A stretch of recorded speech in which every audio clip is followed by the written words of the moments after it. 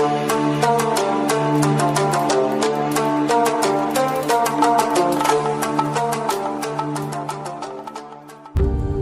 दोस्तों, आज हम इस वीडियो में बात करने वाले हैं यजुर्वेद के बारे में। आइए जानते हैं यजुर्वेद में क्या क्या है इस वीडियो के माध्यम से। दोस्तों, यजुर्वेद हिंदू धर्म का एक महत्वपूर्ण श्रुति धर्म ग्रंथ और 4 वेदों में से एक है। इसमें यज्ञ की असल प्रक्रिया के लिए गद्य और पद्य मंत्र है। ये हिंदू धर्म के 4 पवित्रतम प्रमुख ग्रंथों में से एक है और अक्सर ऋग्वेद के बाद दूसरा वेद माना जाता है। इसमें ऋग्वेद के 663 मंत्र पाए जाते हैं, फिर भी इसे ऋग्वेद से अलग माना जाता है क्योंकि यजुर्वेद मुख्य रूप से एक गद्यात्मक ग्रंथ है। यज्ञ में कहे जाने वाले गद्यात्मक मंत्रों को यजुष कहा जाता है।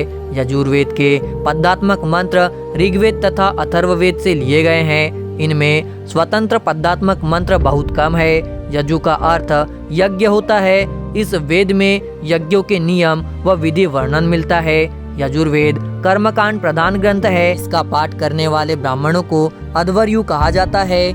जहाँ ऋग्वेद की रचना सप्त सिंधु क्षेत्र में हुई थी, वहीं यजुर्वेद की रचना कुरुक्षेत्र के प्रदेश में हुई। कुछ लोगों के मतानुसार इसका रचना काल 1400 से 1000 ईसा पूर्व का माना जाता है।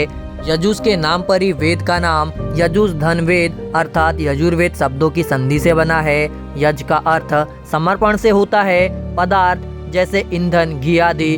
कर्म अर्थात सेवा, तर्पण, श्राद्ध, योग, इंद्रिय निग्रह इत्यादि के हवन को यजन यानी समर्पण की क्रिया कहा गया है। इस वेद में अधिकांशतः यज्ञों और हवनों के नियम और विधान है, अतः यह ग्रंथ कर्मकांड प्रधान है। यजुर्वेद की संहिताएं लगभग अंतिम रची गई संहिताएं थी जो ईसा पूर्व द्वितीय सहस्त्राब्दी से प्रथम सहस्त्राब्दी के अंतर्गत सदियों में लिखी गई थी। इस ग्रंथ से आर्यों के सामाजिक और धार्मिक जीवन पर प्रकाश पड़ता है। उनके समय की वर्ण व्यवस्था तथा वर्णाश्रम की झांकी भी इसमें है।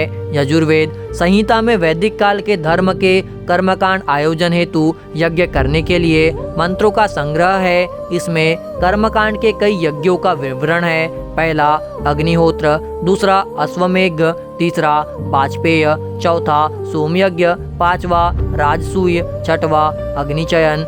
ऋग्वेद के लगभग 663 मंत्र यथावत यजुर्वेद में मिलते हैं। यजुर्वेद वेद का एक ऐसा भाग है जो आज भी जन जीवन में अपना स्थान किसी न किसी रूप में बनाए हुए है। संस्कारों एवं यज्ञ कर्मकांडों में अधिकांश मंत्र यजुर्वेद के ही होते हैं। अब बात करते हैं यजुर्वेद के भाग या यजुर्वेद के संप्रदाय के बारे में। यजुर्वेद के 2 मुख्य भाग है। पहला आदित्य संप्रदाय अथवा शुक्ल यजुर्वेद, दूसरा ब्रह्मा संप्रदाय अथवा कृष्ण यजुर्वेद। सबसे पहले बात करते हैं शुक्ल यजुर्वेद की। इसमें केवल दर्पोमार्सादि अनुष्ठानों के लिए आवश्यक मंत्रों का संकलन है। इसकी मुख्य शाखाएं हैं मध्यनंदीन और काण्व। इसकी संहिताओं को वाजसनेय भी कहा जाता है क्योंकि वाजसनी के पुत्र याज्ञवल्क्य वाजसनेय इसके दृष्टा थे।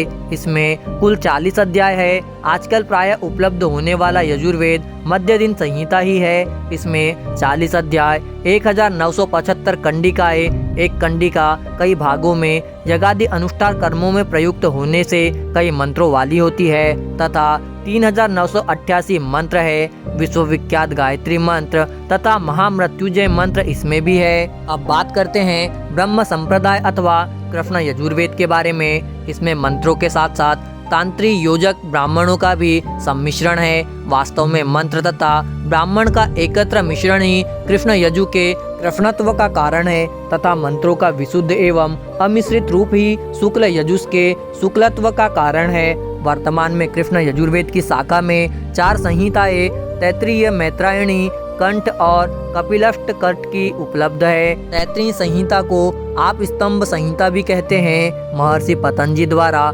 उल्लेखित यजुर्वेद की 101 शाखाओं में इस समय केवल उपरोक्त 5 वाजसनेय, तैत्तिरीय, कट, कपिलष्ट और मैत्रायणी ही उपलब्ध है। इन दोनों शाखाओं में अंतर यह है कि शुक्ल यजुर्वेद पद अर्थात संहिताओं को विश्लेषणात्मक सामग्री अर्थात ब्राह्मण से अलग करता है, जबकि कृष्ण यजुर्वेद में दोनों ही उपस्थित है।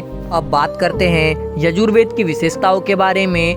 यजुर्वेद गद्यात्मक है। यज्ञ में कहे जाने वाले गद्यात्मक मंत्रों को यजुष कहा जाता है। यजुर्वेद के पद्यात्मक मंत्र ऋग्वेद या अथर्ववेद से लिए गए हैं। इनमें स्वतंत्र पद्यात्मक मंत्र बहुत कम है।